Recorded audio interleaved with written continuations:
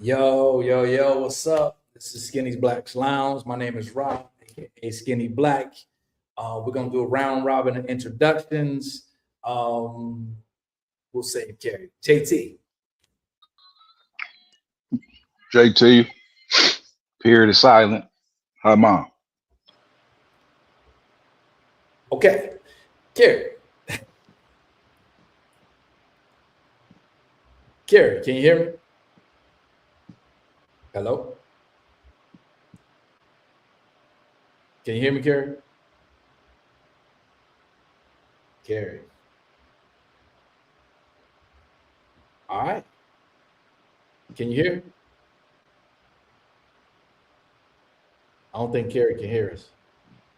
Can you hear me? You can't hear me? Okay. Jay, can you hear me? Yeah, I can. He might have dropped out and come back in. Yeah, you might have to drop out and come back in, Carrie.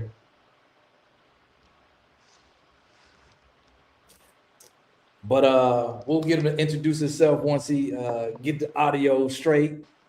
Um, can you hear us now? You gotta type something in the chat. All right, here it go. This is all I'm gonna do to assist you with your technical difficulties. Oh, okay. Okay, let him know. Okay, cool. How about now? Can you hear us? Oh, okay, cool. Black on, Negro operated. Go ahead. There it is. We love it. We love it. So, hey, before we get started today, as we usually do, we'll have people coming in and coming out.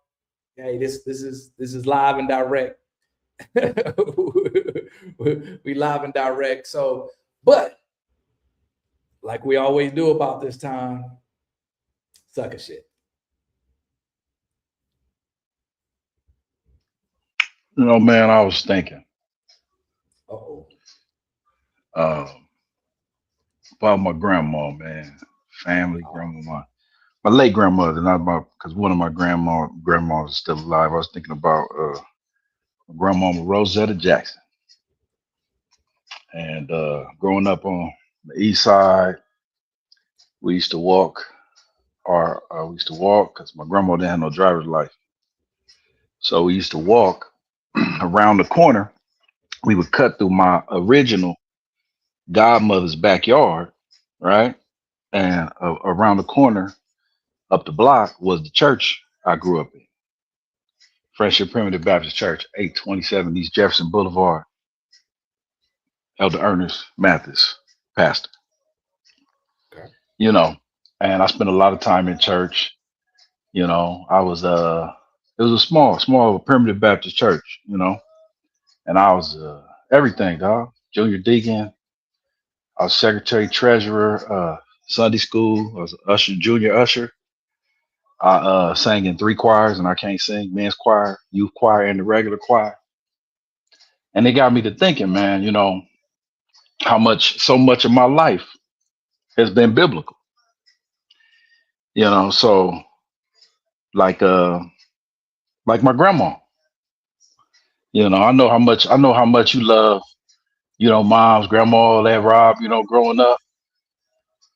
But like I told you, man, like to me, my grandma was God, you know, because she whooped my ass every day, and on the seventh day she rested. You know. Um, then I was thinking about something we just talked about today, me and you, Rob. And happy belated birthday, by the way, brother. Uh, and you was telling me about how your son, my godson, Bobby, treated you to breakfast, right? And I remember Father's Day, when my son treated me to lunch, right? And it was biblical, man.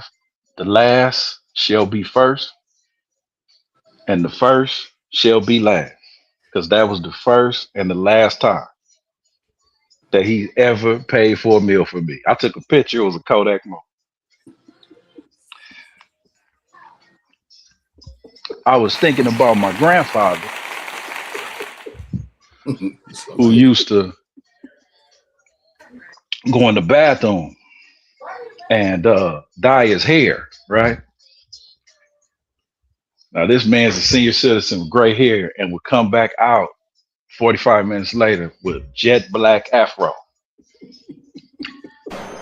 So he was doing a reverse Moses. Because you know when Moses went to the burning bush, he came with gray hair and tablets. My grandfather walked out with black hair and a box of Dark and Love.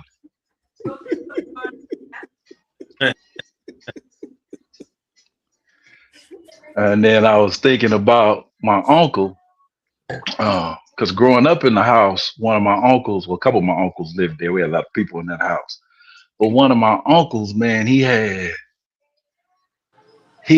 a huge porn collection, and he had them all, man. Hustler, Playboy. He had two of each. He was like Noah. He was collecting it for his art. And then last but not least, because I was a rowdy kid, and so I have four uncles, and when I got out of hand, my grandma would call them in to discipline, right? Ooh, And you know what those were? what's that? The four horsemen of the apocalypse.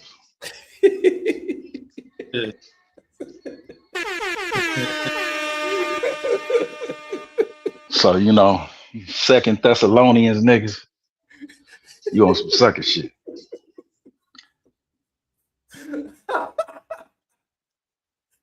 Yo, I like how you went around, ran around, came back around without the wretch around. That was all right. As always, man, I didn't see that coming.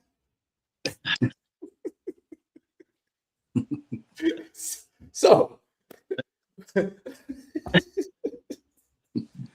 JT lost his mind. did you say Second Thessalonians? Yeah. You don't know your books of the Bibles?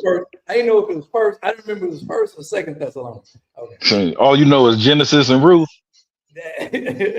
Well, Babs, Enoch. Man stuck in the Old Testament. You know what I'm saying? So, hey, Skinny Black Clowns, we're in the spot, we're in the place. Thank you, JT, for one more, exciting sucker shit. Thank you, bro. Hey, let's get a couple more introductions in. Kerry, he's back. Hey, how's it going, fellas? I'm Kerry Williams. I'm Cam's oldest brother. I'm here in Houston. Just happy to be part of today's discussion, man. Not a lot going on about me. Yes, sir. Yes, sir. Cam.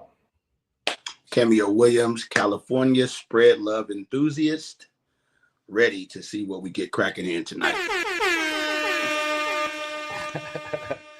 All right. So, hey, let's get this thing cracking, man. So, the beautiful thing about SPL is that nobody knows what we're going to talk about until they get here. So, so here's the thing. So, from the brother on the block who's learned to move differently around the police, from the brother in the boardroom and the office who learned to talk differently around executives, different zip codes, different states, same mask. So today I'm asking, how much has that cost you? And do you even know what you've lost? Right? So here's the framing. So whether you grew up in the projects or the suburbs, whether you're running a corner or running a company, at some point somebody taught you, or showed you who you were wasn't quite right for where you were trying to go.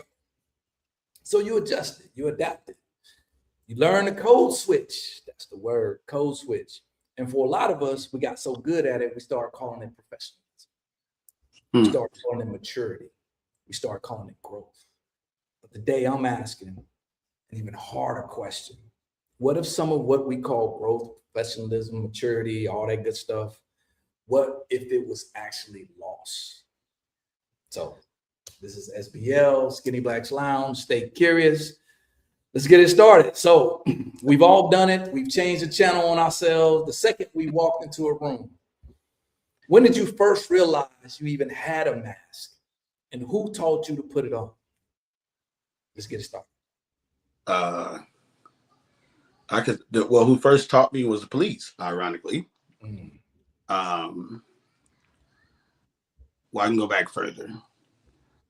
The courts. Oof. The family court. Just dealing with some of the things in my family. I watched how people were communicating, with the mediator, with CPS worker, and then how they spoke to us, and then when they got in the courtroom, how they spoke there was different. And in my mind, I said, in order to be heard and understood, I need to meet those people where they were. I don't think that's entirely a bad thing, but in my mind, that's what I thought. I need to meet them where they are. And I was young then, but that was my initial introduction. That, me and my brothers, we weren't all like wilding out, but we talked like everybody else talked in the South Central. But I knew I wasn't going to be able to do that in those environments if I was hoping to be understood in my mind. So that was my first. Well, did you see something that was like, oh, that didn't work for them, let me do it different? Well, because when you're waiting for them to do your case, you are privy to watching other people's cases. And whether it was parents that I thought wasn't composed, wasn't poised, were super loud. Not that I was that and I needed to change from that, but in my mind, I was like, I don't want to lose composure, even as a 12-year-old, 11-year-old in my mind, because the ones I saw was being, they were being hauled off. Let's just say that. They were being hauled off. And there was a lot of, we won't have that in my courtroom type stuff. So, funny thing, I never even thought about that to this. But yeah, I vividly remember watching other people in my mind not get the desired results because they appeared to either be chaotic, not good communicators. It just didn't seem like it went well from a kid's perspective, that it did not go well. So in my mind, I wanted to be slower, deliberate, and we just trying to decide where we're going as kids, or given our perspective. But even then, I wanted to make sure I was heard. And I just felt like being a little more deliberate, under control. I have the emotion. I'm passionate about what's going on. But at that time, I felt like I had to do my best to do what today we call emotional intelligence. I didn't think about that's what it was called then. I just wanted to be heard and understood. Gary. I think my first experience, probably, I'm a little older than some of you maybe on the phone, but until I was 9, I grew up in Shreveport, Louisiana. I wasn't with my brothers or my sister. My family was with my great grandmother. And so she was in a plantation house for like 50 years. And my great grandmother was raising me. So when she would come home, everybody talked like everyone talks in the South. But when the phone rang and it was white people calling from work to say, come in earlier, don't come tomorrow, the way she spoke to them, the level of respect she gave them, or the level of, I know my place, speak a certain way, was my first. I was 3, 4, 5 years old. It was much different than I heard her speak to the people at the store, or the people, or the people. So that was my first understanding. Okay, there is a level of respect to certain people. She was never disrespectful to anyone, but the level of respect to different people based on the environment And then we moved to Los Angeles, and then I met the rest of my siblings, brothers, but our family was big on respect. So going to LA and understanding, okay, I don't know if we're going to what we call code switch, but you have to recognize where you are and who you're speaking to, and you have to apply yourself appropriately. So I think mine started way back by hearing my great grandmother talk to people who she felt had a level of control over the situation. And Can I share something? Can I ask something? And by the way, Kerry's my big brother. I think Kerry's one of the dopest people on the planet. So this is like a coup for us to have him, you know, on SBL, man. But as I'm thinking about what he said, I wonder even subconsciously if there was some people have to earn your respect and others are just given it, you know. I don't really, I guess in my lifetime, I don't really subscribe to that. I subscribe to We're back. Growing up the way we did, everyone gets respect until you do something disrespectful. Right? So I don't have to give it, everyone on the phone, I may not know you, but I'm going to give you respect until you do something across the line of disrespect, then I know how to move forward. Well, hearing her, amazing.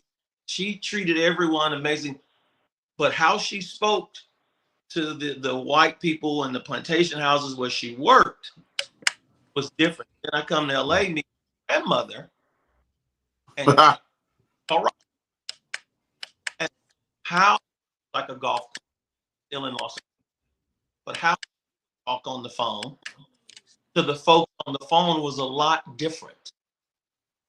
So you realize really quickly, I have to understand who I'm speaking to, how I'm going to speak.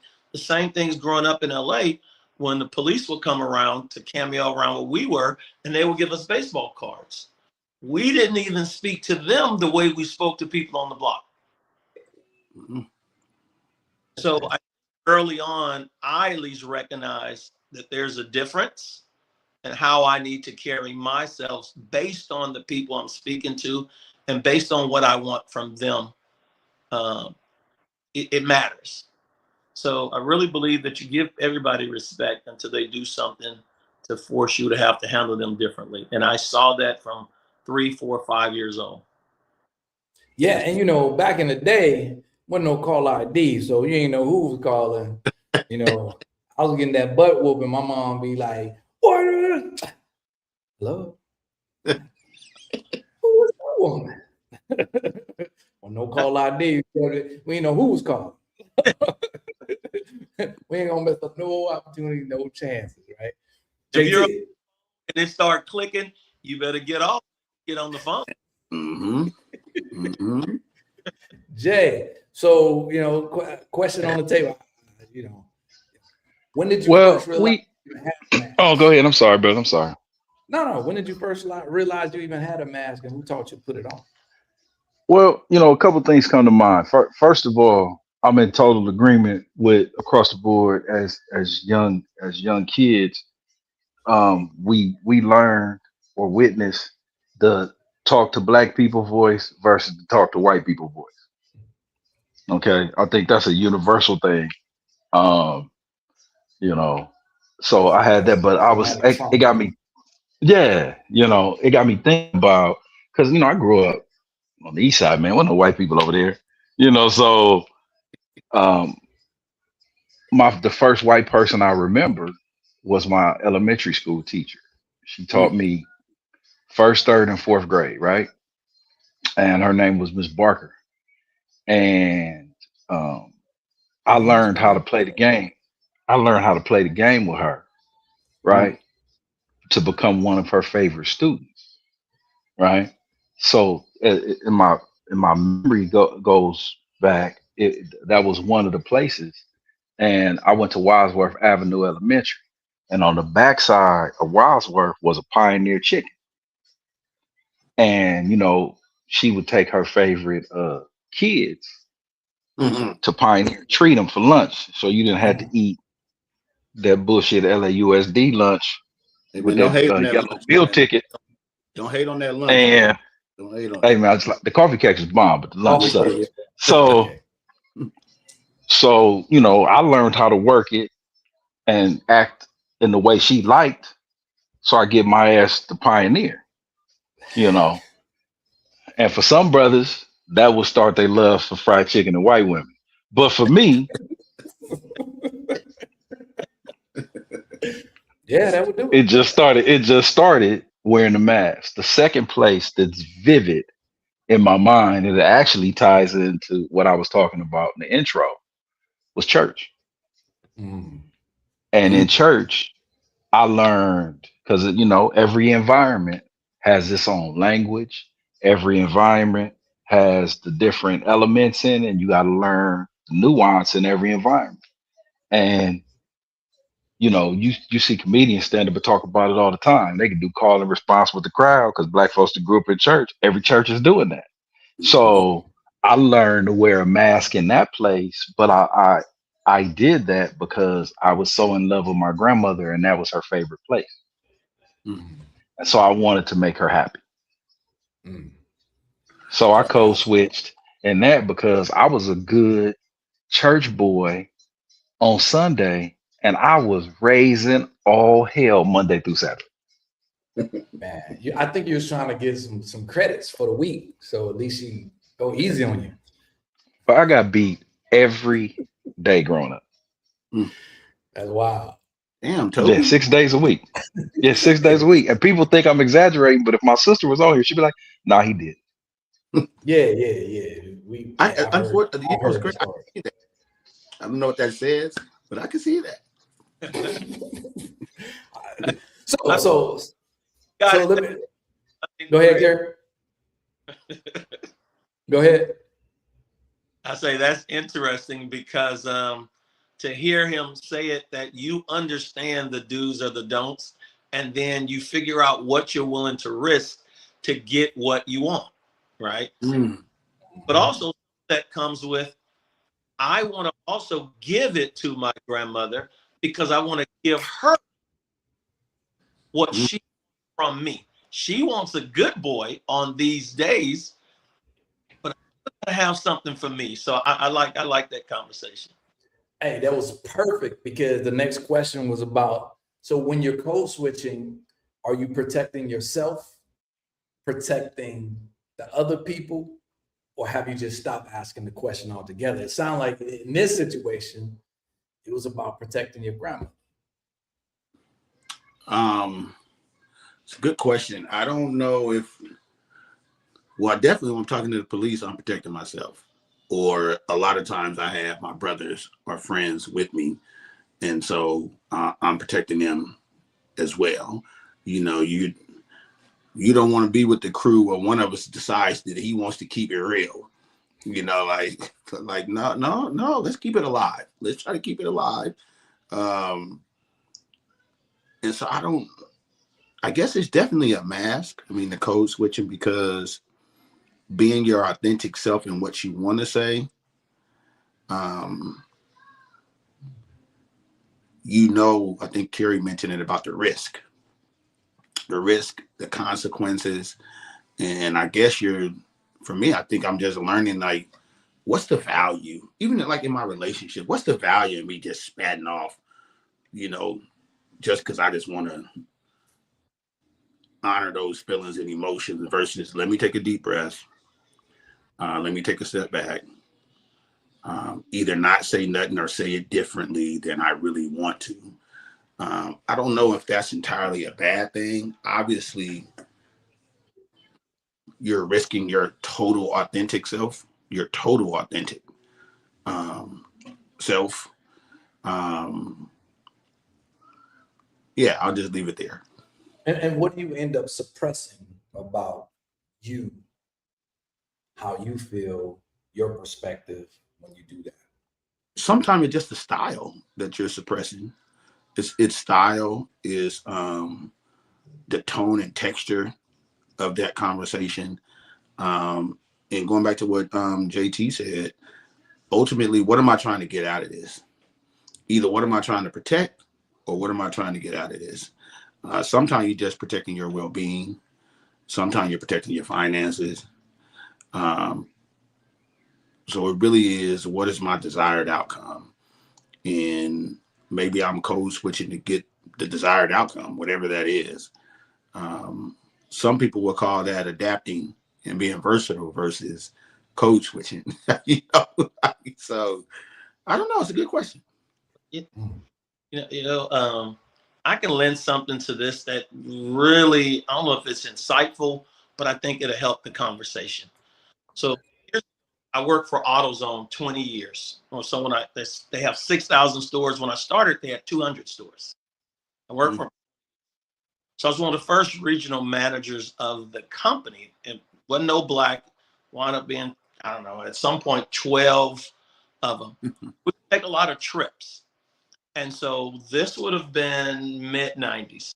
And so every time we would go on these big trips, it was just me, the only black, and all the whites. And I would be in vans, and they would go, "Hey, Kerry, do you mind if we tell a story?" And I've always been pretty headstrong, and I would just look at him and go, "I don't mind you tell a story, but if it's racial, as long as you don't mind being punched in the face." Story. Oh no, why you gotta be like that? What I go, I'm not being like anything. I've never been a person that really works on peer pressure, but I know in the moment when I'm saying that, there's gonna be trips that I don't get invited to. There's gonna be I miss out on because a lot of things are done on the golf course. I didn't play golf. So I learned to play golf so I can be part of those conversations. But I know in the moment, I would rather protect the respect that I need them to give me than just go along to get along. But I understand I'm risking opportunity. I'm risking upper mobility. So sometimes you have to realize what it's worth. And for me, it was worth not being disrespected, because you can't get it back. Once people are comfortable disrespecting you, you can't put the genie back in the bottle. But along the way, I had to learn how to say the same thing, but different. At the time, I didn't have that set of skills. I'm punching you in the face. As well, now I realize, after being to classes and going and understanding how to speak to people differently, to say the same thing. But anytime you push back on people disrespecting you, or you risk your upper mobility, you risk friendships, you risk love interests, you risk a lot of things. So for everybody, it's what are you willing to risk to keep your respect or to keep your livelihood? And sometimes code switch to protect that. Jay.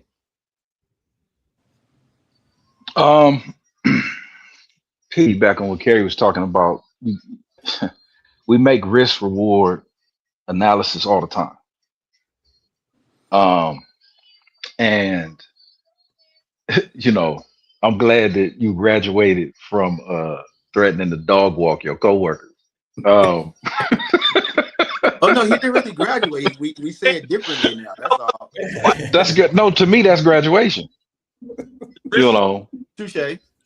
Now, this is coming from a man who called one of his coworkers a bus driving bastard today at work. But that's allowed. So I don't. Yeah, but it's allowed in my job. But you got a different type of industry going on, man. Yeah, but we make these risk reward analysis all the time. Like right now, my youngest, she's in college, right? And I'll pay for it. Well, that makes me double take sometimes on decisions, because what's the old thing about keeping it real? Okay, or your pride. Well, some elements of keeping it real and your pride are not worth sacrificing the future of your children. Right. And so you make that risk reward analysis. So there are situations where, and I'm not saying not nothing crazy, but you will take a step back and search this way, say, nah, that's not worth it. Or you say, you know what? I will keep this mask on a little bit longer. Mm. But another element that I thought of as you guys were talking is the mask as a protector, because there are some people that you don't want to get closer to, Mm. Mm. right? That's real. Yeah. Um, it is protection, right? So there's some positive elements to code switching and taking care of things. And lastly, I'll say, to go back to what I initially started talking about, is what's your purpose, right? And if Generally something speaking, or in is that moment. no in the moment, and what's your goal, right? Right.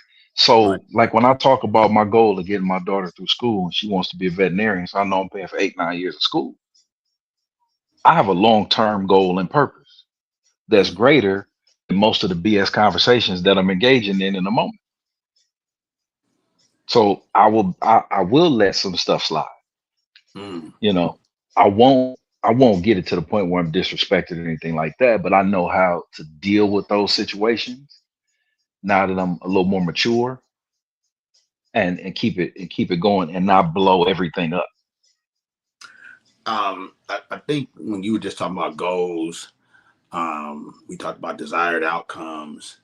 Um, I'm vividly thinking of a time where, and I got to realize I'm talking to more than just us, where I have custody of my daughter, right? And Bobby, you know this story. Not sure if I ever told Carrie the entire story. So at this point, man, I'm paying child support for a child I got custody of, right? On top of that, I'm a child support deputy. I'm in a whole different county, so it's a whole lot of emotion and things going on. And so I go to court, and as much knowledge as I have, and the point, the reason I want to bring this up, you can have so much emotion and passion that you go across the threshold of code switching, where you're like, you know what? So I set it off in there because it's just not going my way. It's some BS, and I talk to the judge like I would talk to an enemy.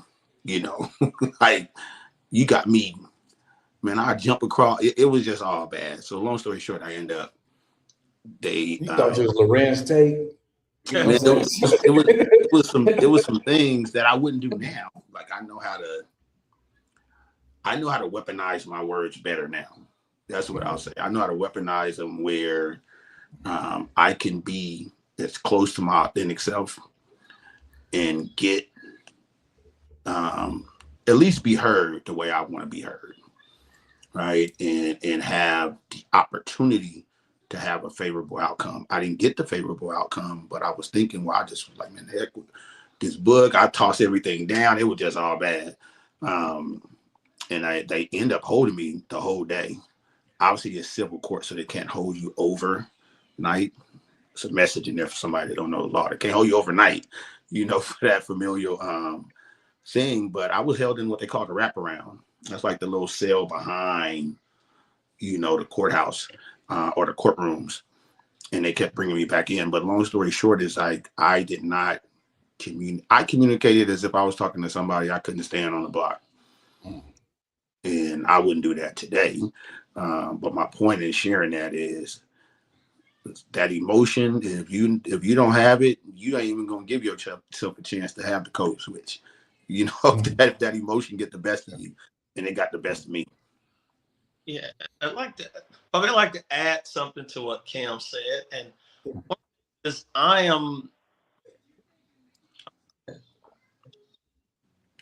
know there's times that I need to be, but I'm not good. So my alternative to that is we've dealt with each other on some business things, some personal things, other things.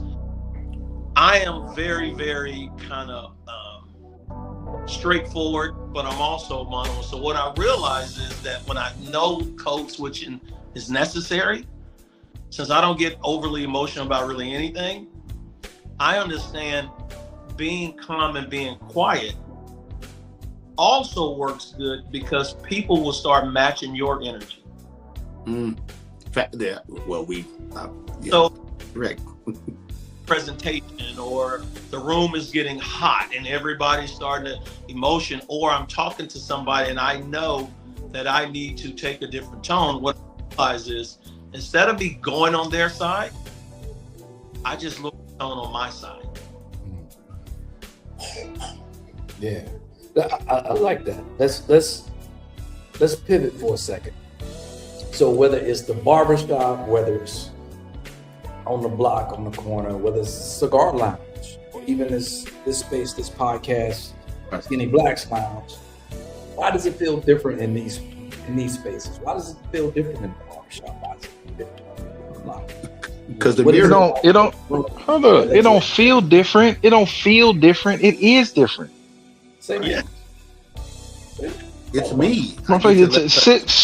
Silk don't feel like cotton because they different, right? Like I said before, every environment, every situation has its rules, right? You got your mode of operation in every situation, every room you walk into. They're all separate environments, and if you want to achieve success in said environment, you have to learn it. Cam just gave the example of being a jackass in court. That's why they put his black ass on timeout. Facts. They did put me on time. Facts. Yeah, You know, and so, because it's a certain decorum and a certain way you have to carry yourself within those four walls. That doesn't exist at the barbershop, and that doesn't exist at the cigar lounge. Those are places of leisure, sir. Well, let me You know? wait. You just made me tap into something else. The comfort level of the barbershop, I'm used to the terrain of this barbershop, the tone, the texture. I get the wit, right? The jargon.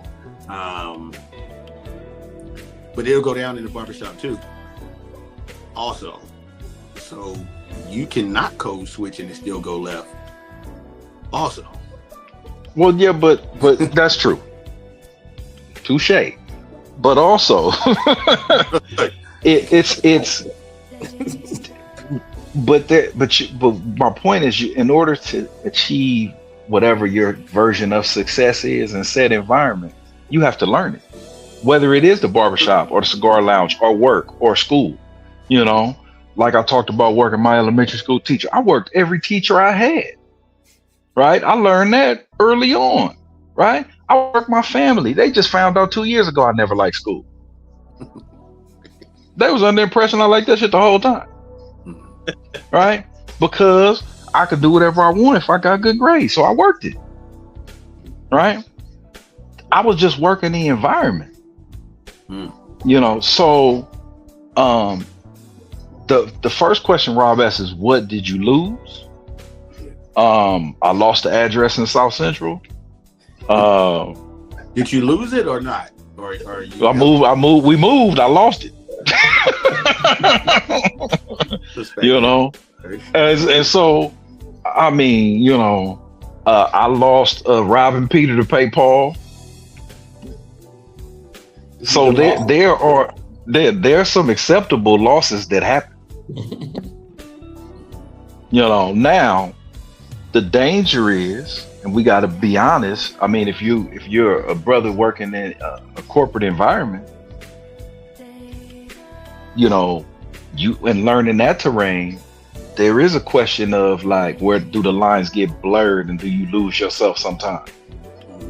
You know, because if you've ever been a party to like folks, non-black folks talking about black people like you're not one of them, Man. because they don't see you as black. You a different kind of black person. Mm-hmm. You know what I mean? Mm-hmm. I've been in those situations. You know, so there's that part of it. But in order to achieve success in a place where you are only 13% of the population and you are not the dominant people and do not establish the laws, the rules, the regulations, and the structure, code switching is survival. Mm. Yeah, I like that. I like that. Hey, You made me just think of. Oh my God! I was trying to think of the comedian that came on Dave Chappelle, and into that moment, I just thought he was a corny black dude. And then he came with the hood. Oh my God! I can't even think of dude's name. He does it. Wayne Brady. Wayne Brady. Let me think. This conversation should have had a clip with Wayne Brady, because he definitely knows multiple. I mean, that night I was stunned when he came. I was like, "Yo, like I didn't even know he can talk like us," which is some crazy stuff. You're a black man. Why couldn't you talk like us? But I had saw him in all these other terrains and never really saw that, and it made him successful. It made him extremely successful. But I really just thought about that. But at the core, he just as a Negro dominant as the rest of us. But he learned how to work the room. See, that's it's funny you should say that. That's funny on a whole bunch of other levels that you just say that. Yes. That knowing what you know, that you wouldn't expect that he would be able to do that. You know what I'm saying? But I also never had the data that's even suggested that. What I'm saying, knowing this country, knowing why people code switch, knowing what rooms people are in, knowing the rooms that he's in, like that dude doing something. He code switching something. We hope, right? Okay. Or did he code switch the other way? Could have. So here's a question. So if the people that really know you, your day ones, your ace boom coons, they watched you in your most professional moment, what would they say about the guy they were watching? In my most professional moment? Yes. Today they still say I'm me. Today. But that's today. Because I've learned to, I'm just better at being me and still getting my points across in a very articulate way. But it's me. So they wouldn't say I'm different. Maybe 20 years ago, like, man, why are you talking like that? Like, what are you doing in this room? If it was like, but not no more. Like, they still say it's me. It's authentically me. Hop in, Kerry. I think the people that know me would think that, especially from the corporate side or the nonprofit side, the things that I do, they would be shocked that there's a more pleasant person on the other side. Oh, wow. Those waters. Gary's a beast business-wise. Gary's that. Hammer on it. Normally, when I'm on. There's very little, hey, let's smoke and joke and talk and this. I'm never comfortable doing that. And the reason I'm never comfortable, because I know that I have the discipline, but I've been around in business 40 years and a lot of other people don't know when to stop. They don't. Not just white people, black people too. They start getting a little too comfortable and they engage you in a conversation that now you're both somewhere in front of HR, right? Right? So it's not. Sound like that man speaking from experience. Yeah. I normally don't go there, even with people who I share the same complexion with. I also like to keep a level of professionalism there because, and sometimes I have to say, hey, bro, you might want to slow down with, or we're out and they want to drink. I don't drink in corporate situations. I'm not a drinker anyway, but there I never drink because my experience shows people take things a little further than they intended. You boardroom, before you walk in that boardroom, before you walk in that meeting, if it's familiar people, you know who's going to take it too far before you walk in. You talk barbershop in your comfort zone. You know it going in. But sometimes we want to fit in. Sometimes we want to go along. So I would say the people who know me best would be shocked. Oh man, this guy like racing, he goes sporting events, he goes this.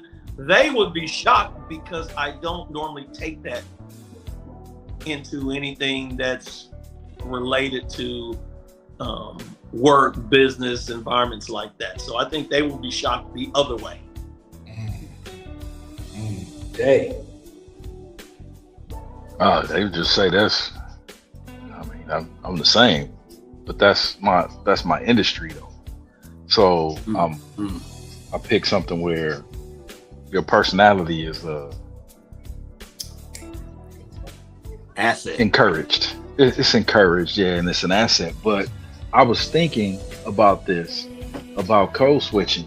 What do we say to the kid, young man, the young woman that grows up middle class, upper middle class, and then cosplays being from the hood? They phony. They're code switching too, Yeah. Yeah. and trying to wait a minute. And here's the devious thing about it. Celebrating. They think that's being authentically black, Right. Yeah. as if somehow only like somehow black is only hood. Somehow that's the true black folks, Like that black middle class family that you in. right?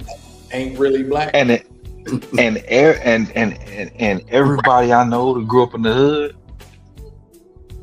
that's made some success in life. The last thing they trying to do is look like they hood. Yeah. It's so crazy to me to watch that play out. So this mask and this code switching thing goes multiple ways. It goes in many directions. It's a lot of depth to. I think I did want to add and share a story. Carrie mentioned, just being out and how when I say we, us as African Americans, you're not necessarily in your mind afforded the full human experience, right? So when I go to the Final Four all the time, it's a million parties. I mean, man, these coaches be getting lit at these parties, right? So I done been to about 7 to 8 Final Fours. And now when I go, I feel like I'm like there to help the younger African American coaches. Cause they there and they're like, oh yeah, get me another one. I'm like, hey,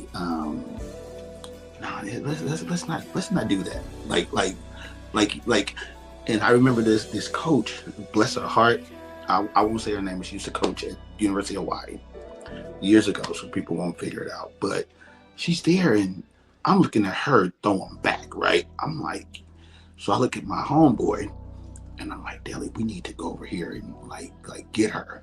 We're not even super tight like that, but I'm aware that this is all. There's a lot of pink people in the building. The caucasity is at a high level. They're turned up. I've learned they can be turned up for the most No part. negative impact. Negative. Or less. Now it's a part is you're not on, she didn't have no polo. We're at that part, man. People shared that the next day. That lady has not had a job in the college ranks. That was 2017.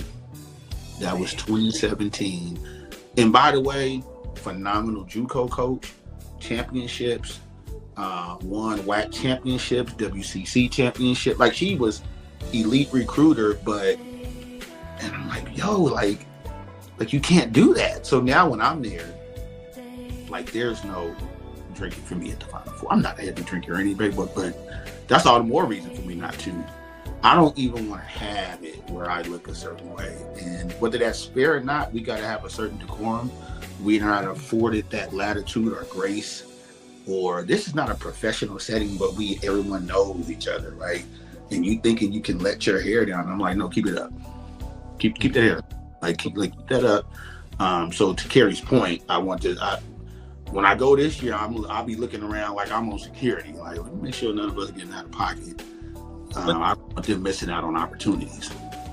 They like to do when you're questionable. It's hard to do right, so you have to be right. It's not that you have to do right; you have to be right because so many people are waiting for us to fumble.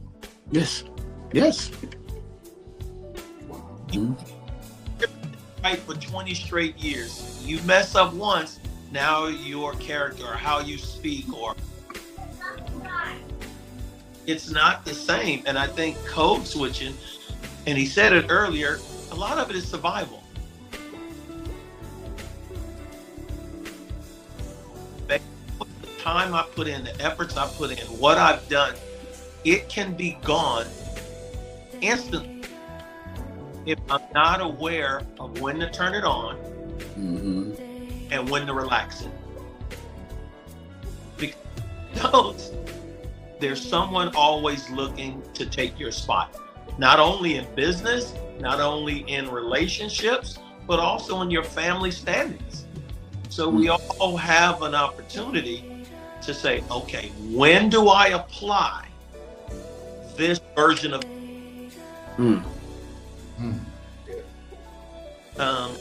I think we all do it, everyone does it, but for us it's critical because the loss can be monumental.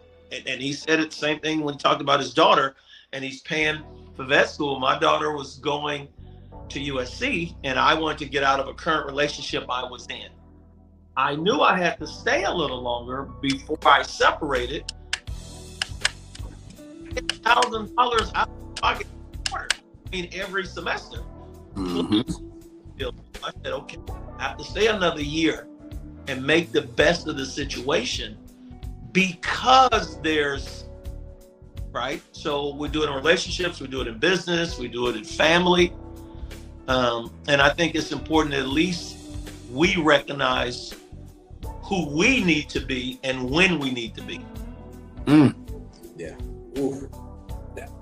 So Go, Jay. you gotta you recognize the situation you in, right? So we understand that some of the game isn't fair, right? But if you was looking for fairness, you can close your eyes now and go to sleep, because you're not gonna find it in this life, you know. And if you believe in reincarnation, you ain't gonna find it in the next, you know. But what I will say is the other part of me goes like, look at our people's history, man. What the young kids who had to desegregate schools went through. What people, you know, I don't need to go deep into our history of getting rights and being treated as equals and what we had to do to survive and thrive in this country. And my mind goes, nigga, you can't put down the Hennessy at a company event. But a lot of people, you know what I'm saying? But it's free, man. It's free. A lot of people don't understand. Unlimited. As crazy as it sounds, a lot of people don't understand risk, and they don't believe that risk will attach to them.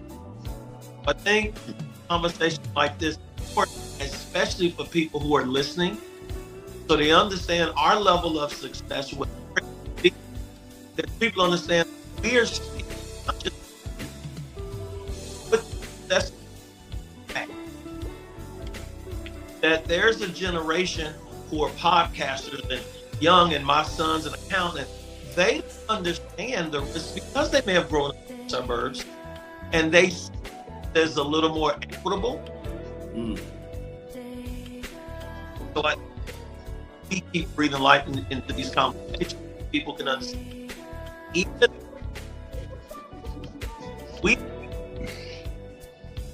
we have never made it to a point that we can just relax, let our hair down, and just let it. We're never going to have that experience. Nope. You can't just be in that moment and just. But see, you can't. But you cannot. We learned that. No. Back No, then. you can't. Let me be clear.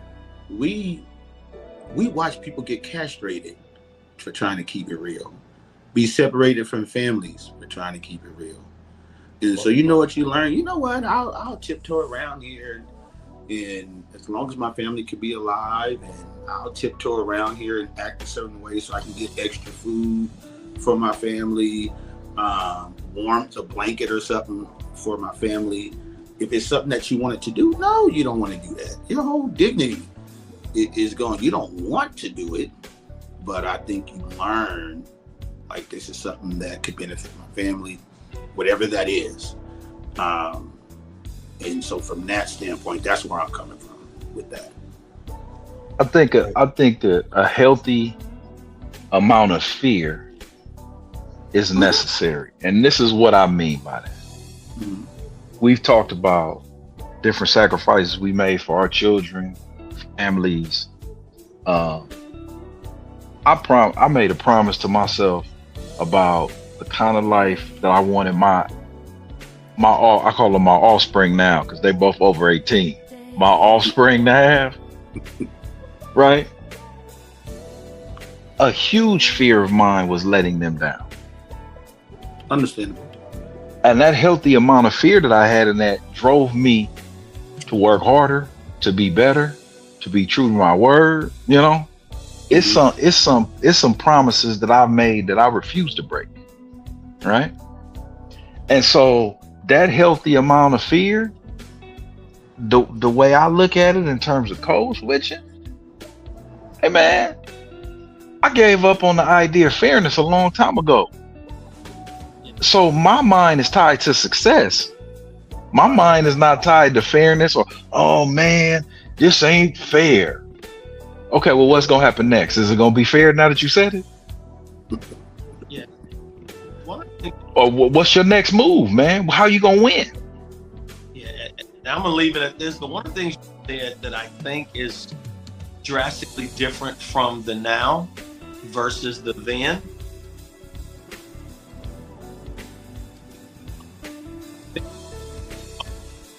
But wait, hold on one second, Kerry, because I think you're about to say something important. I don't know if you have a mic. I want to make sure we capture whatever you was about to say because it started. We didn't catch like the first. All right. Can you hear me? Yes. All right. So something important that he said, especially about the then and the now. As we grew up, we got to see consequences. We got to feel it. When I got busted with the Hills, we were the first group to get busted in their city to the suburbs, and they were out with picket signs and pro group 2030s because history is not taught.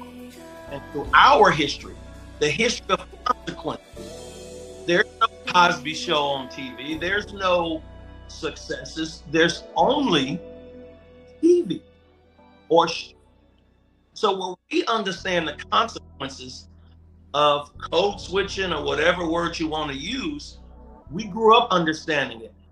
The people that we inspire, they don't have a relationship to that. Mm.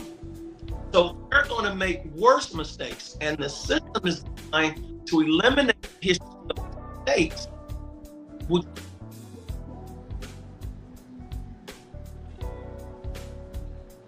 Oh, we missed that last line.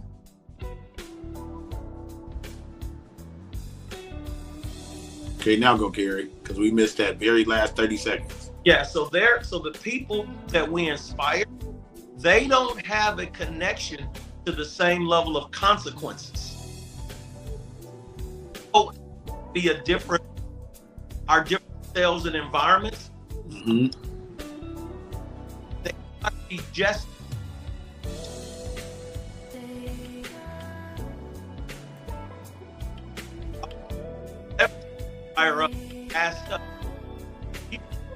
Us, inspired by us, our children. When that I am turn it off.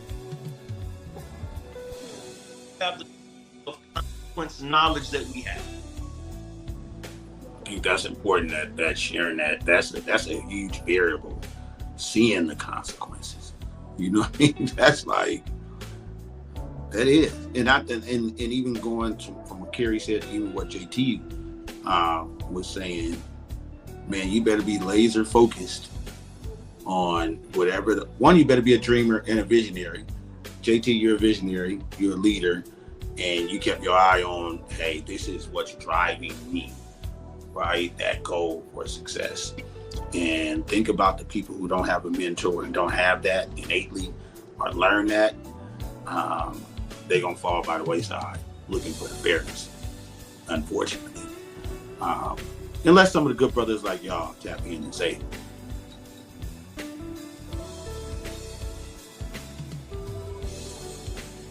Well, I was thinking about one of my best friends in high school, man. I played ball with, and I never forget. I was looking at his report card, and he got straight C's, right? And he looked at me, and he was dead ass serious. He says, "Hey, man, I just want to be average and play ball." And guess what?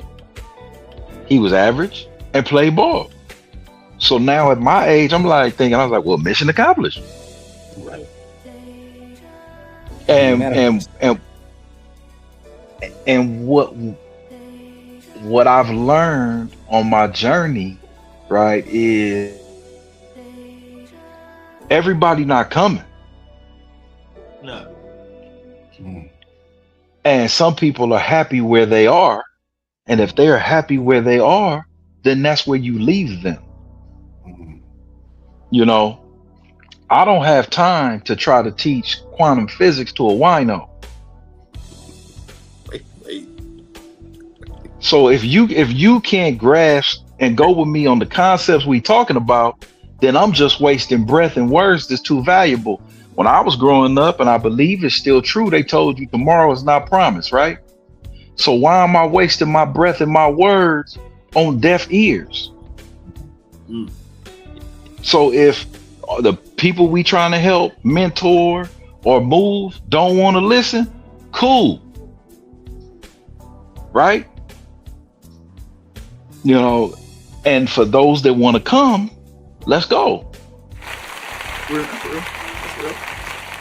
Hey, B, that goes back to the pushing and pulling. I knew that was the theme for the pushing and pulling. Let me throw the last question, last-ish question for discussion. And Jay, you kind of already talked about it and tapped into it. So as we think about this concept of the mass, how many brothers do we know who wear that mask is so automatic that they can't find their way back?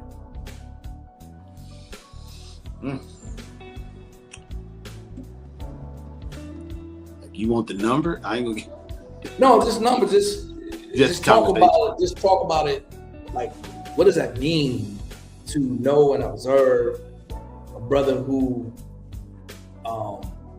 feels like, because this is what I pulled from what Jay said, feels like, hey, listen, I know I'm wearing this mask and I'm comfortable with it. But we know there might be some, man, that brother could be doing so much. That brother could have got a 4.0 and could have been making B's and A's and got an academic scholarship and, just walked on somewhere, you know what I'm saying? But to say, hey, I'm just going to be average play ball, that's, he manifested that. And is it even on us to put something on someone else like that? Well, it should be. Are we to say, like, that brother shouldn't be that way or should be a different way? So are there brothers out there that we've seen and how does that impact us and the folk that they're around? And B, is it on us to even not say not care? It makes me go back to different. It makes me go back to your first question. Different than they want. It makes me go back to your one of the initial questions you had in terms of, hey, if you're code switching, what do you lose, right? If something. And think about what you're asking now is maybe we know people that have code switched so much that isn't actually their identity now. That is actually because they've done it so much over there, that I don't know if it's my place to say they can't come back, because maybe this is who they want to be or have to be, whatever it is, but they've done it so long that I don't know if it's still a mask or this is just the new them and they settle in. But I think for those if that's not who they are, and they've done it so long, then they actually lost themselves, right? I mean, my man Cypher on the Matrix, like, hey man, put me back in the Matrix. I know Yeah. this steak ain't real. You know what I'm saying? But put me back. I want to be lied to. Right. Well, and I don't know if it's our place. We can observe, but I don't think it's our place. Because that may be how they're getting to their success and their goals in that home they want, and putting their kids, to get the master's degree or whatever it is. And so Didn't play ball. they've learned to love that character. So I may have a different perspective. I think a lot of time it is our place, not our place to get them there, but our place to help them see what different opportunities look like. Either through conversation like we're having now, through education, providing leadership, to show them what possibility look like, not to carry them there. But growing Okay, yeah, I can go for that. Yeah. up in South Central LA, I didn't know. I went to the military. I didn't know what possibilities were. I didn't know what a 3-bedroom house and making 6 figures or getting my kid. I had no representation of that until I saw it. Mm-hmm. What investing looked like until I was a regional manager, and my boss, who was a black guy named Rick Smith, VP, I was living on 4th Avenue. He said, "Kerry, I'm somebody to see you." He paid for a financial advisor to come to my house to do something for me that I needed to be done. From that, I can understand that. Yes. So I say, I think we have a responsibility. This is an example of that. If anybody's going to listen to it, hear it, taking our experiences and putting it on. That doesn't mean we're responsible for the person, but I believe we have a responsibility to pass along our information, our education, earnings, our investment information into people who will listen, and even the ones who may not listen, access to the information in case there's a day they want to turn it on. Plant the seed. I just think that we have an obligation. Somebody help me. Mm-hmm. No, I agree with that. Can't see. Can't be what you don't see. It doesn't mean I believe I'm going to carry them, right? It just believe I want to let them know that I'm accessible to you. That's real. Skills I have that I'm willing to share with you, whether you use them or not, they're accessible to you. And I think we have education. Some may disagree, but that's my point of view on it. No, I could ride with that because exposure does lead to expansion, and what you don't know, you don't know. But you did not close the door on that financial advisor that was sent to you. Did not. Good point. And that's my point. With some people, I mean, you just can't help the unwilling. And like, I work with a mentoring program, and somebody asked me, well, why don't you do something with at-risk youth? I said, well, that's somebody else's program. My program, I'm working with young men that want to better themselves, and they looking for help for staying on this track or getting to another level. I'm helping the willing in my program. They got other programs to help the unwilling, right? So I know my lane. That's right. But it's funny because we all been in relationships, and if you've been in a relationship and you get told it's not what you said, it's how you said it in your delivery. And all y'all laugh because y'all know that's bullshit. Because if somebody don't want to hear it, I don't care if you throw a softball, fastball, curveball. I don't give a damn if you throw the slider. I don't care how you throw that pitch. Okay? I ain't never So that's just how I look at the unwilling. I'm sorry. I've never figured out how to throw it in a way they're willing to catch it. I've never figured. I'm just Come like, on, oh, man. You know, Always. my aunt asked my uncle one time, "Does this dress make me look fat?" And he said, "No, your fat make you look fat."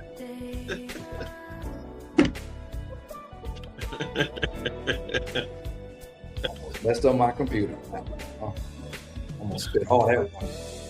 Yeah. So let me share a couple of things before we round this corner and close out. So I want to leave our viewers with something to sit with this week. It's, not homework, nothing like that. Just a question. Find a moment, a conversation, a room, a situation where you choose to show up as yourself instead of the version that you thought they needed. Just do it one time and see what happens. Notice how it feels. Notice who's still in the room when you do it. Because, I talk a lot, and even in my work, when people ask me about work-life balance, I say it doesn't exist. I say it's BS. There's no such thing as work-life balance.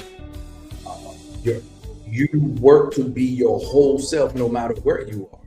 And that's why I love, and I don't think I ever said this, Jay, and I think I got some clarity about it tonight, that when I remember when you first said you was gonna get into the car business, with Levo's part with it, it's like, man, that's perfect business for this guy, man, because he can shoot straight, got this gift about seeing people.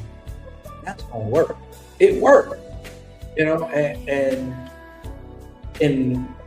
going through the different gigs that I got, getting to the point to where, on the question of what if somebody, from a top saw me working, I would hope they'd be like, oh, that's pretty cool that he do that. You know what I'm saying? They'd be like, oh, this dude, he get paid to do that. That's cool. Not that I'm different in a negative way, but I'm different that would elevate them exposure. Like, oh, you can do that. This is how you can impact and transform lives, by doing that, by asking this question, by engaging people. So yeah, I want to leave folk with that opportunity, who's listening, who's finding some gems, who's finding some places of some aha moments, some introspective moments to do the exercise.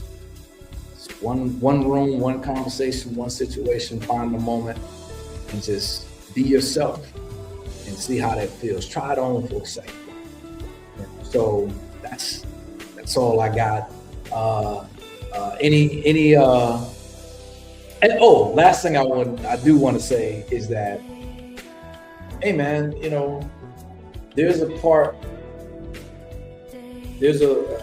of me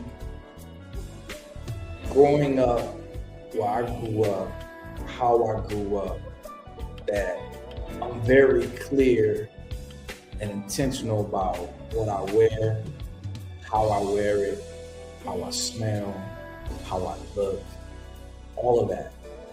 And it's one thing to say, to be groomed. It's another thing,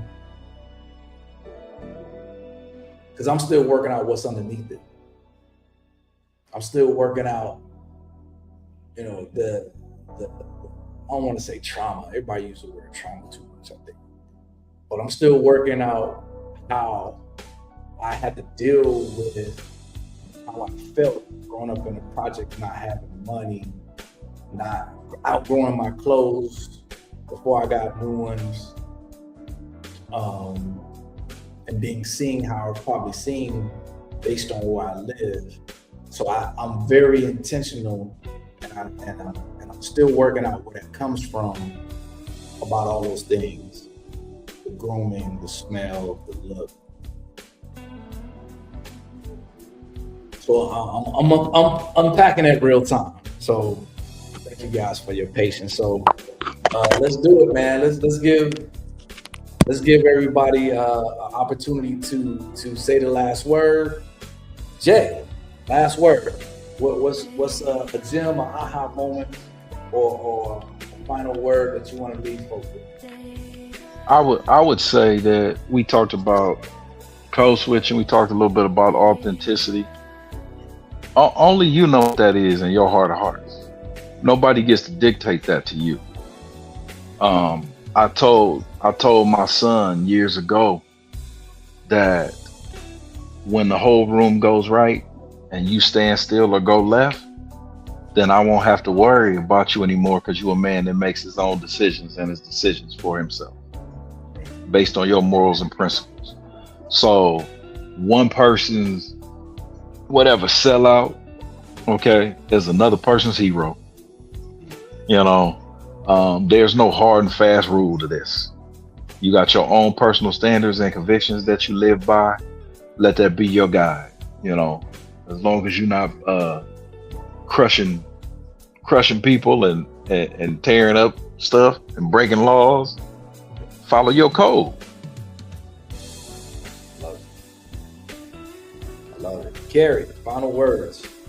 Yeah, I think, man, this has been fantastic. I would say to everybody, to everyone, make sure you're respecting yourself at all times. If you respect yourself and you show up respectful, Rob, you talked about your image. You want to smell good. That's you. So you're going to show up to places respectful. You're going to show up to relationships respectful. You're going to show up to meetings and things respectful. Because if you're respecting yourself, you can then start working to demand a different level of respect. But if you're showing up any type of way to things that matter, whether it be in your personal life, your extended family, or your work situation, it's hard to get that respect back. So I would leave with code switching, learn to respect yourself and show up respectfully. I love it. I love it. What a way to wrap this up. First, I want to say thank you to Dio on the boards. Thank you to, always got to give love to the Gathering Spot, you know, to help us grow. It was a part of that journey. Want to give love to Tally and Twine. You know, always wanted to give love to the Black watchmakers who do some good work. So this is that blue on blue. I love this one. It's one of my favorite pieces. So we'll have a link. We're an affiliate, so we have a link. And when the show gets edited down, so folks can tap into Tally and Twine. And big ups to you for tapping in. Like, subscribe, share, join the conversation, hit the chats. If there's topics that you want to talk about, that you think are pertinent, that makes sense for brothers to be talking about, that you heard in the barbershop, the cigar lounge, you know, or the library, you know, just let us know. And yeah, we love to hear from you, your ideas about topics. And thanks again for coming through, big bro. Appreciate you. Sands, thank you. I appreciate you. Dio, appreciate you. Hey, cut it. In the stream. We done. We out.